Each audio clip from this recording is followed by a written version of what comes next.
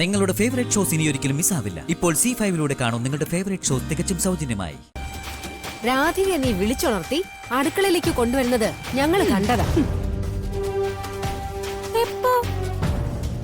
ഓ രാധിക എവിടെ? അവളെ ഇങ്ങോട്ട് വിളിച്ചേ.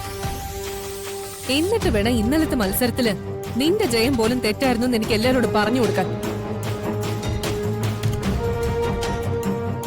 വിളിക്കവളെ.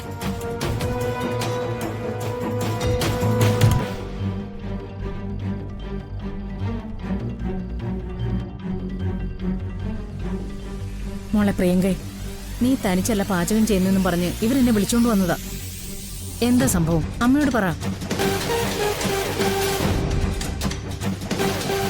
അമ്മേ, ഞാൻ പറയുന്ന സത്യമാ. ഞാൻ നേരത്തെ എഴുന്നേറ്റെന്നുള്ളത് സത്യമാ. ഞാൻ ആരെയും വിളിച്ചിട്ടില്ല. അപ്പൊ നിന്റെ ചേച്ചി എവിടെയുണ്ട്? ചേച്ചി മുറിയിലുണ്ടാവും.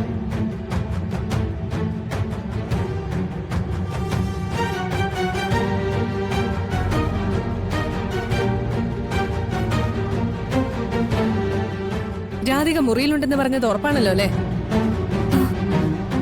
ഞങ്ങള് പത്മിനി ഇടത്തെയും കൂട്ടിക്കൊണ്ടുപോയി നോക്കും.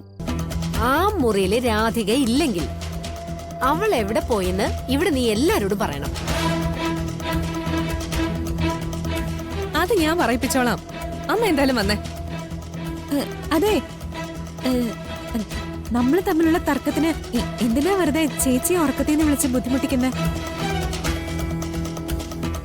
അയ്യോ, എങ്ങനെ? രാധിക ചേച്ചിയെ ഉറക്കത്തിന്ന് വിളിക്കുന്നതിന് നിനക്ക് ഇത്രയ്ക്ക് വലിയ ബുദ്ധിമുട്ടോ?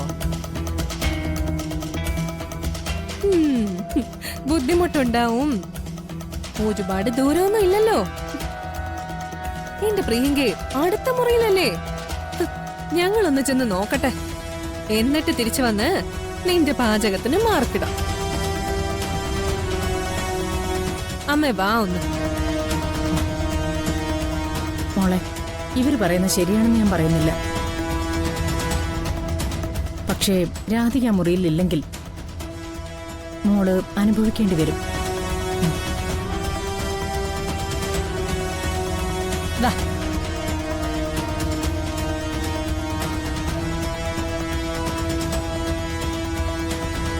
ഇനിയിപ്പോ എന്ത് ചെയ്യും? ദാമ്പാതി ദൈവം പാതിന്നല്ലേ? നമുക്ക് ചെയ്യാനുള്ളത് നമ്മൾ ചെയ്തു, ബാക്കിയുള്ളതൊക്കെ ദൈവം വന്ന് ചെയ്യട്ടെ. ഈ വെളുപ്പിന് ഇനി ദൈവം വന്നിട്ട് ഇവിടുത്തെ പ്രശ്നങ്ങൾ പരിഹരിക്കും മുത്തശ്ശി. ദൈവത്തിന് അങ്ങനെ നേരവും കാലവും ഒന്നും ഇല്ലടാ. എപ്പ വിളിച്ചാലും വരും.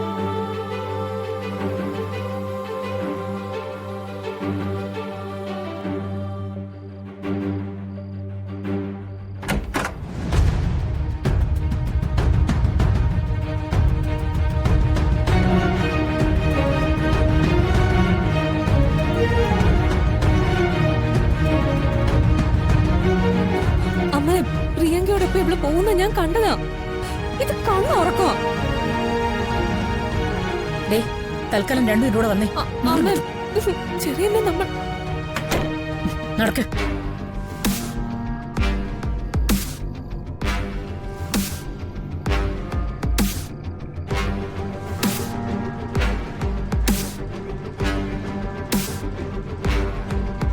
ഡൗൺലോഡ് ചെയ്യൂ C5 ആപ്പ്. കാണൂ എല്ലാ എപ്പിസോഡുകളും സൗജന്യമായി.